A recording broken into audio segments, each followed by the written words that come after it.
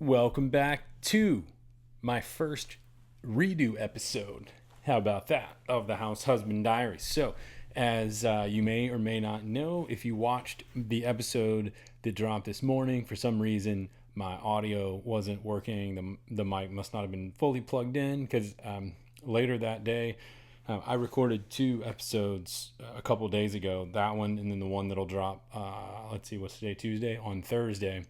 And the one on Thursday, I went back and watched it, and that audio is fine.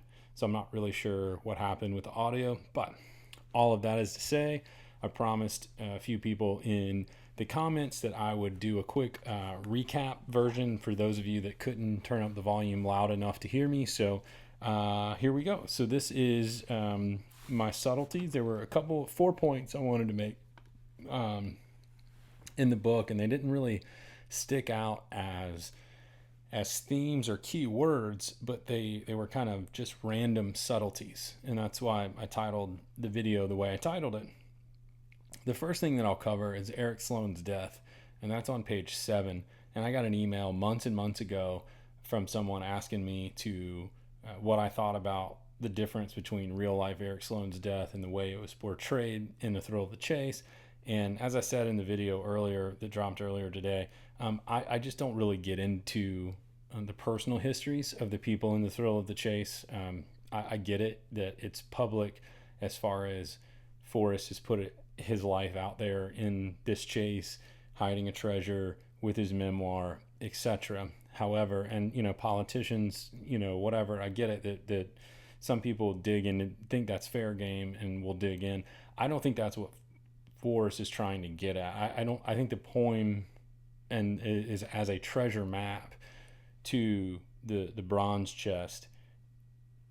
I think it stands alone, and I don't think it has anything to do with Eric Sloane or J.D. Salinger or anything else. I think I just don't think that's the point of him hiding a treasure chest. It's not about did you know Eric Sloane well enough or all that. That having been said, I did think it was interesting. So when I did a little bit of base research for Eric Sloane's death, he supposedly died of a heart attack walking down Fifth Avenue, and supposedly was leaning on a parking meter. And some lady called 911 or something, and he was walking to a luncheon or something in his honor. And on page 7, it says Eric Sloane died 2 weeks later after his birthday party, his 80th birthday party. He died 2 weeks later while standing on a street corner in Manhattan waiting for the light to change.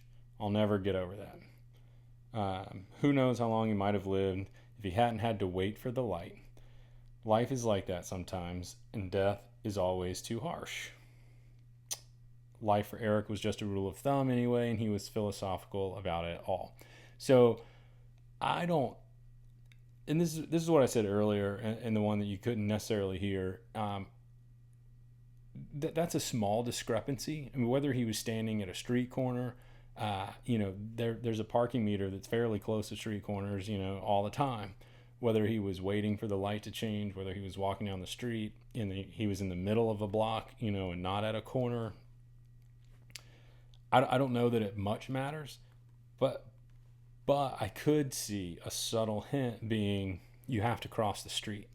So maybe crossing the street is no place for the meek, and waiting for a light, no place for biddies is I think is the chapter title.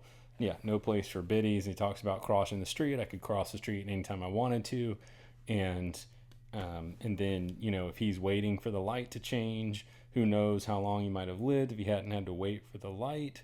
Could you have just crossed the street, if you didn't have to wait for the light? Life is like that sometimes. I don't know. So maybe, when you park at where warm water's halt, you have to cross the street. Maybe that's taking in the canyon down. I don't know. But that's the only thing I thought for Eric Sloane. I like I said, I'm not a big, huge believer in the stories of other people mentioned. I think there's something to do with Finn, but I could see him hiding something subtle in how he portrayed the death, and that the story changed just a little bit. And it doesn't change the fact that Eric Sloane passed away in New York. I mean, the main facts are the same, but just kind of waiting for the light to change, crossing the street. What if he hadn't, had to wait for the light? Does that have anything to do with the poem, The Road to Darkness? Maybe. Okay, page 106. I've mentioned this before, but the Gilbert Gaul painting. It says the scene depicted a man standing on a wooden bridge holding a smoking pistol with a dead dog at his feet bleeding all over the boards. And the thing that I said about this a long time ago, and I actually had a searcher send me a picture of this painting. Not going to say who it was, but thanks for that picture. And I just said, smoking pistol, it is a smoking pistol, but the saying, a subtle change of that is smoking gun. And where there's smoke, there's fire. The smoking gun being, kind of a subtle hint that leads you in any certain direction. So, there's a wooden bridge if you're braving in the wood. I don't know if there's anything there with that. Could be that he learned a lesson. And, this whole thing, he said he learned about friends, art dealers from Amarillo, Gilbert Gaul, black and white painting, smoking guns. That's what he says, smoking guns. So smoking pistols, smoking guns, and dead dogs bleeding on bridges. And I never made many of those mistakes again. So if those are mistakes, he doesn't want to make them again. Would that be something that he would lead us down as a smoking gun? Maybe. And then sort of my personal favorite of these four random subtleties for this video is Father on the Banco. And we talked about this, earlier, and that this is just a very small chapter. It's only a paragraph long, and so most people don't talk a whole lot about it, and it's just sort of interesting. And he says, because I read the whole thing, I'm not going to read the whole thing. You can read it. In this in this version, I'll just kind of give you the short and the sweet of it. But he says, his father said, after studying it for a minute, looking at the paperwork on Forrest's desk, "Son, you've made more money in the last 15 minutes than my home cost, and it took me 20 years to pay for it." And so I posit that the treasure chest is full of gold and valuable coins and et cetera, and it appears to be worth more than most anybody in the Chase's home. I know there's probably a few people out there that have expensive homes that are potentially valued at more than what this treasure is.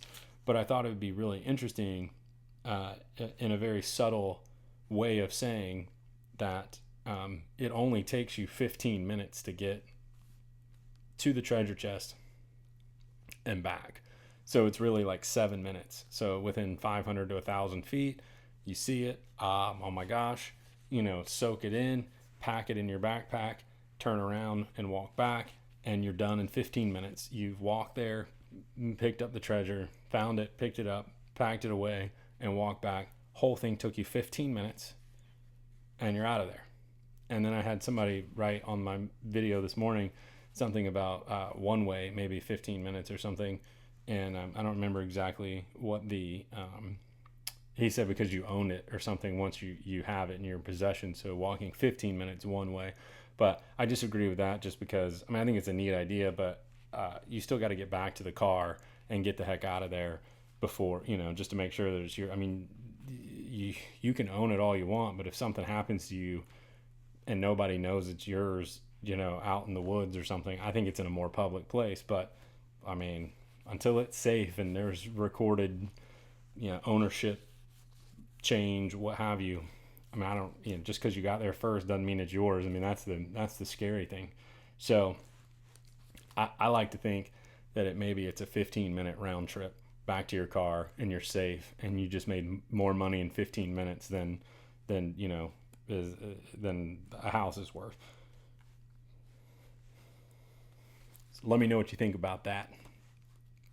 And then at the end, I thought it was interesting, and I shared this as I was preparing for the video. They says when his home mortgage was finally paid, he and my mother went out in the backyard and ceremonially burned the papers. They said it was a religious experience. And I thought that was really interesting because, one, the only two times I can think of in The Thrill of the Chase where paper was burned was the map was burned in looking for Lewis and Clark, or whatever that, searching for Lewis and Clark, whatever that chapter was or is. And then this one. But then, I guess the ceremonially is they didn't actually burn the papers. And I mean, you wouldn't want to burn the deed, because then that would be, you just burn the only evidence that you own that property. So you wouldn't want to do that. Maybe it was all the paper, the monthly, statements and stuff, and that now that they have the deed in their name, then they can burn all of the other paperwork or something. But anyway, I don't do burnings ceremonially or not. So I don't really know. But then he said it was a religious experience. So I thought that was interesting, because once you own it, burn it, it's a religious experience. Water high. If you've been wise and found the blaze.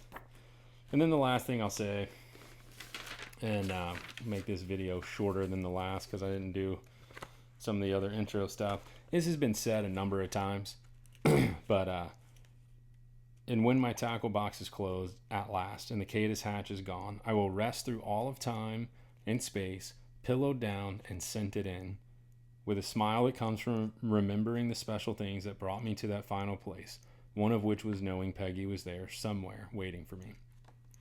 And really what I wanted to focus on was the words pillowed down and scented in. And a lot of people have talked about that, but it's a very poetic way of saying, buried, pillowed down and scented in. And I thought about, well, most people in caskets they're pillowed, they're padded and pillowed down and scented in, and it smells nice for like open caskets and that kind of thing. But then Forrest said he didn't want to be buried in a box. He didn't want to be buried in a casket, that he'd just like to go and fling himself over the treasure chest and die under a tree and just kind of give his body back to Mother Earth. And so, pillowed down and scented in is the box, is the treasure chest pillowed down and scented in somehow. I don't know. So hopefully the audio works better on this. I'm going to check it and upload this and get it back out. So thanks so much for watching this redo episode of the House Husband Diaries. I hope you all have a great day, and we'll talk to you on the next episode.